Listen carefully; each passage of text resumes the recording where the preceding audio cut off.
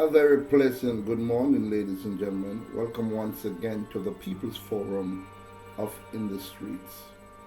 I'm going to use this one quote to determine where I'm going today.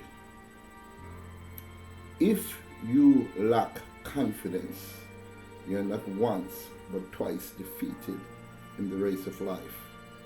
But with confidence, you've won before you even started. This famous quote, ladies and gentlemen, came from the Right Honorable Marcus Mosiah Garvey. And oftentimes, when I report to you, my fans, I report mostly on a lot of negative things that is happening around us because most people tend to gravitate to the negative. But today I'm going to cast all negativity aside and let's grab a hold of the positive. We're talking about you and we're talking about me. I am an individual that once I think it, I hope and I intend to hold it in my hands, and I also hope to see it materialize. Now, ladies and gentlemen, a lot of times you started out by saying, hey, I want to become this, or I want to do this in life. But because of the negative people that you surround yourself with, most of them from time to time would always say, it cannot be done. You can't do it. You don't have the resources to do it.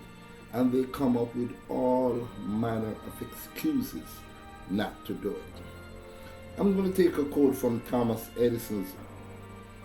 And Thomas Edison was asked a question by a lady, because as you know, Thomas Edison was accredited to build a filament in the light bulb.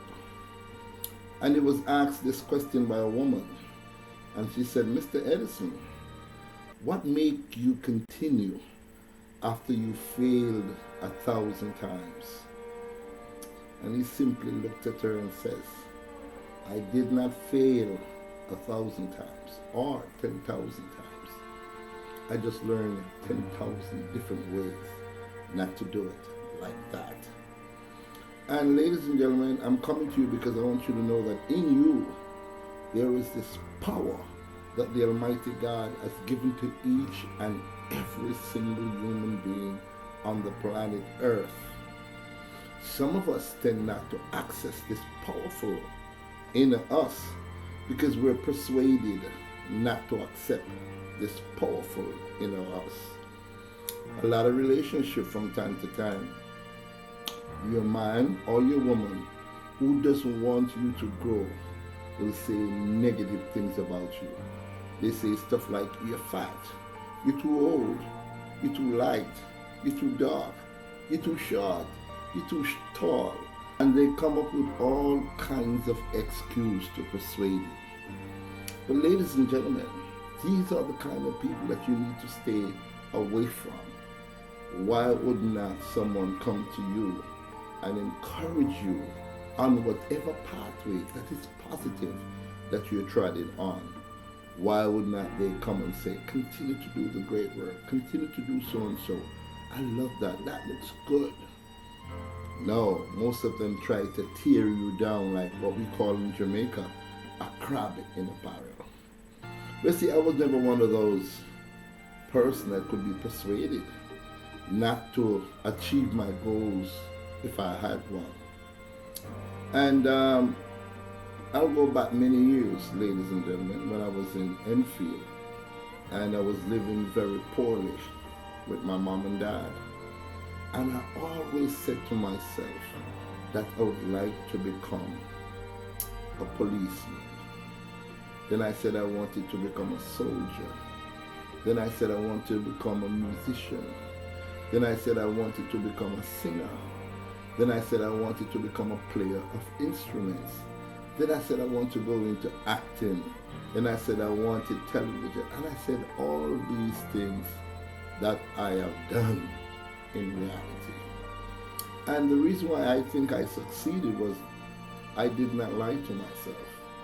And also I put in the very hard work to get it done. Now, a lot of us think that you can just think it and it appears. Yes, you can. But then there are other things that you have to do to when you think it, that it manifests. And you know what you have to do? Action. You have to get up now with that great thought, with that great idea, with that great movement, and push forward. Um, a lot of folks, and I'm talking to our younger generation, and because they grow up extremely poor, and yes, they get a chance at school, but they don't think themselves as being capable of doing anything that they want to do.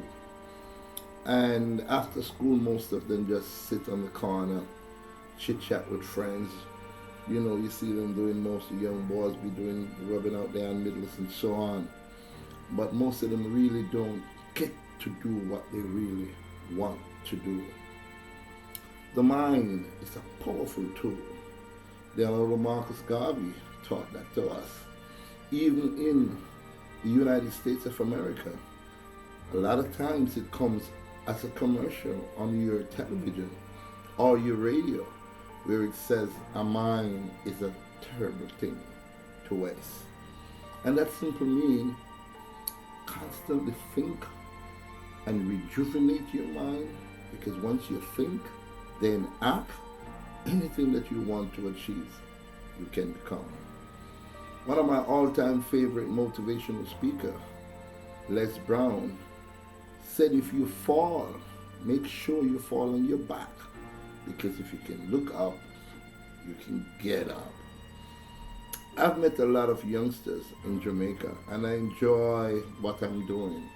Going into the streets, going into the inner city communities, going into the garrison, going into the poor communities, and without salary, without pay, without a thank you, I do the work that must be done to get our children moving forward and help to build this great nation of Jamaica. And if every Jamaican could see their country with pride, honor, dignity, love, loyalty, then this beautiful country, Jamaica, that we have would be the jewel of the world. And I'm saying this today because I feel good about myself. I feel great that the Almighty God has given me yet another day to get up out of my bed and to pursue the things that I enjoy doing on a day-by-day basis. And I'm encouraging you to do the same, to get up and to do what you must do to achieve the things that you must achieve. Now, with the poorer class of people, remember they say the ghetto or the garrison or the project is a mindset. Why do you think they say it's a mindset? Because if you look at the ghetto, the garrison, the projects, they spend more money than any other person on the planet Earth. Poor people spend the most money. Now, how is that possible? I'm going to show you one example. A poor man will brag on how much he spent for an item. Let me give you an example. If a poor man goes out there and wants to buy a pair of clocks, he'll come back and say, wow, you know, I paid $25,000 for these clocks. Wow. The rich, and this is how they got rich, will never say that. They'll come back and say, hey, look how little I pay for this great pair of clocks. And what do they do, ladies and gentlemen? They watched that pair of clocks when it was $25,000. And they waited a week, two, or three, a month, until the price started plummeting down. And then they buy it.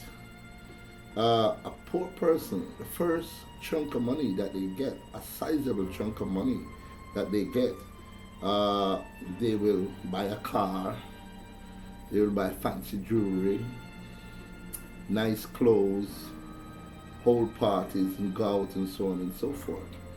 While the rich, if they put their hands on a chunk of money, they buy real estate, they'll buy more real estate, and they'll buy more real estate. You know why? Because when you buy a car, or you buy a jewelry, or you buy clothes, they depreciate. Once you drive a car off the parking lot and say you pay 40,000 US dollars or 2-3 million Jamaican dollars for the car, as soon as you drive that car off the parking lot, it no longer has the value of 40,000 US dollars or 4 million Jamaican dollars. The value plummeted by as much as 10%. This is what I'm saying to our poor folks.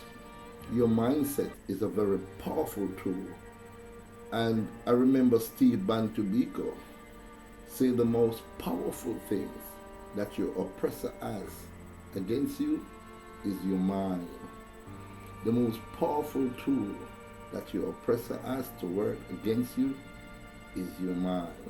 And if you can change your mindset, then you can become rich, wealthy, or just comfortable. Poor people are bombarded every single day, ladies and gentlemen, with the rent, the light, the water, bills, cab fare for the children to go to school, bus fare to go to work. So with all these things crowding your mind, you really don't have time to kick back, relax, and think. If you cast aside, and I'm not saying put aside, I said cast aside, which means to just lay gingerly down your problems, guess what? Your brain, your mind will be open, and then you can think. And if you can think it and think long and hard and believe in the Almighty God, guess what?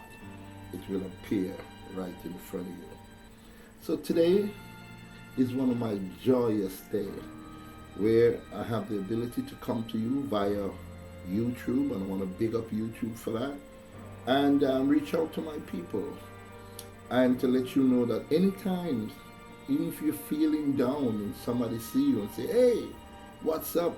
And you're feeling down within yourself, just tell them that everything is okay and you feel fantastic. Ladies and gentlemen, I had a ball talking to you like this because at least I'm not reporting on anything negative happening today. I discard all negativity for today. And today is my positive day. So thank you very much, all of you out there. 5,600,000 fans. Wow, people watching my videos, almost 12,000 subscribers. I started 5 years ago and I didn't know that I would be reaching so much people and influencing the life of so much people all over the world. So I want to thank you and you and you and you and you for the opportunity to come into your home, to come on your laptop, to come on your phone, and to come into your space. Thank you for being there. Ladies and gentlemen, I had a ball doing this. And please try your best always to have a great day. Thank you very much for watching.